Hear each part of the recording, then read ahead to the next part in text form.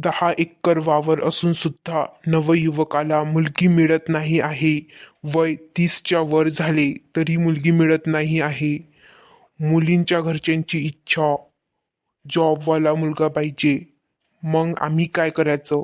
म्हणून नवयुवकाचे आंदोलन. का हो बाबा, हे काय वाचून राहिले तुम्ही पेपरात? अरे, मी वाचून राहिलो ते नवयुवकाचे आंदोलन चालू आहे. पोरगी नाही भेटून राहिली म्हणून. मी जाऊ का हो बाबा मग हे आंदोलन करायला? तू कायले जाता रे शायन्या तोंडाच्या? काही कामधंदे नाहीत का तुला घरी? अहो बाबा, कामधंदे तर लय आहेत, पण म्हटलं त्या आंदोलनात गेलं तर सरकार तरी आमच्यासाठी एखादी पोरगी पाहून देईन. तुम्ही तर माझ्यासाठी काही पाहून नाही राहिले पोरगी. तुम्हाला काही समजून नाही राहिलं. पोरगा 30 वर्षाचा झाला तरी लग्न करून नाही देऊन राहिले. अरे झाकण झुल्या गण्या, मी तर लय पोरगी पाहिल्या बापा तुझ्यासाठी. पण आता पोरीच नाहीत तर मी काय करू? पण ज्या येऊन जाऊन आहेत पोरी, तेली शिकेल पोरं पाहिजेत. तू तर काही शिकेल नाही.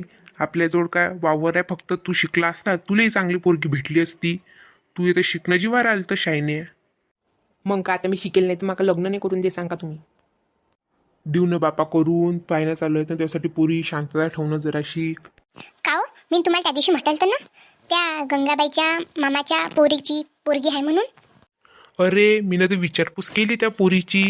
ते पोरगी तर शिकेल आहे म्हणतात. तिचं लग्न बी ठरलं. तू काही टेन्शन नको घेऊ गण्या, पाहू आपण त्यासाठी बी पोरगी पाहू. थांब तू थोडासा, अशी चांगली पोरगी आणीन की म्हणजे रिश्तेदार जळून जातील त्यावर. अव माई माय, सुंदर नसलीच चालती, फक्त पोरगी आण. मला काही माहीत नाही, मी चाललो त्या उपोषणात बसाले. तुम्ही मग ऐका की नका ऐकू, मी तर चाललो बा. गण्या गण्या, तू मग ऐकतस आहे. आज आपण की ते पोरगी पाहायला चाललो की नाही, त्या महादेव भावानं सांगितली मले. त्या पोरीचं जर आपलं पक्क झालं नाही तर मग तू आंदोलनात जाजो. मी तुला काहीच म्हणणार नाही. फक्त तू आज ते पोरगी पाहायला चाल. अहो ते आंदोलन नाही, उपोषण आहे. हां तेच ते उपोषणात जाजो तू. पण पहिले आपण ते पोरगी पाहायला जाऊ. एवढं तरी ऐक गण्या तू माय. तयार होय लवकर. होय तू तयार. कपडे गिपडे घाल, चांगली इस्त्री करेल आणि चाल होय तयार. आपण संध्याकाळीच चाललो तिकडे. मी माणसाला सांगून येतो बाकीच्या आपल्या येत लिहिले. तू तयारी करून ठेव.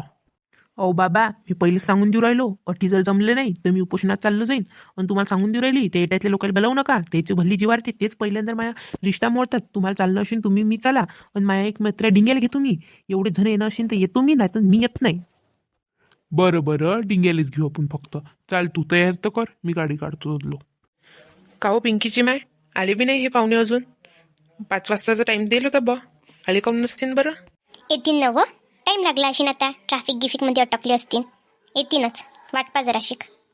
हाव, खरंच बरोबर आहे तुझं. ट्रॅफिकमध्ये अटकले असतील. तू चहा पाण्याचं पाहतच लोक येतच असतील ते.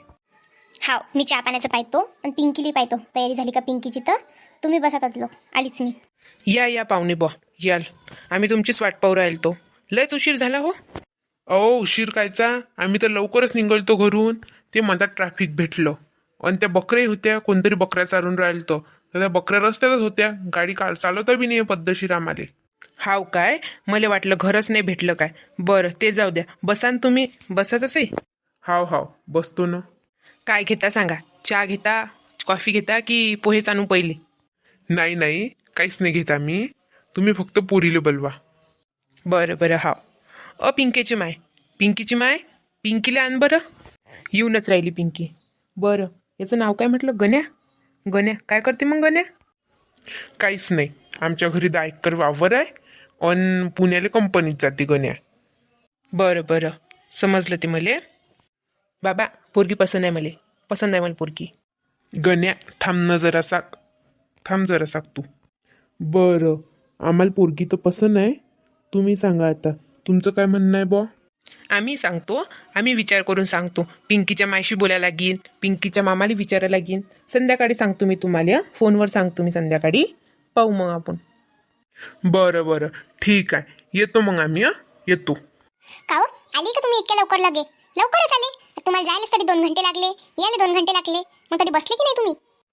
बसलो ना गण्याची माय. पण आम्ही काही जास्त वेळ नाही बसलो. काही घेतलं बी नाही आम्ही. तरी चहा नाही, पाणी नाही. पोरगी पाहिली त्यात चाललो आलो. त्याने म्हटलं बी नाही का घ्या म्हणून काही चहा पाणी? त्याईनं म्हटलं, आम्ही नाही म्हटलं तर कायच घेत बसा. बरं ते जाऊ द्या. काय म्हणत मग पोरीकडचे? आम्ही ना तर आमचा निर्णय सांगितला. पोरगी पसंत आहे म्हणून. ते म्हणा संध्याकाळी फोन लावू. येईनच आता त्याचा फोन. आता आम्हालाच तर यायला 2 घंटे लागले.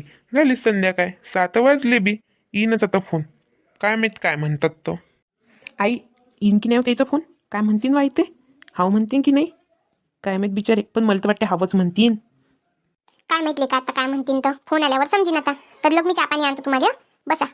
तुले काय वाटते रे डिंग्या भाऊ, हाव म्हणतीन की नाही म्हणतीन ते?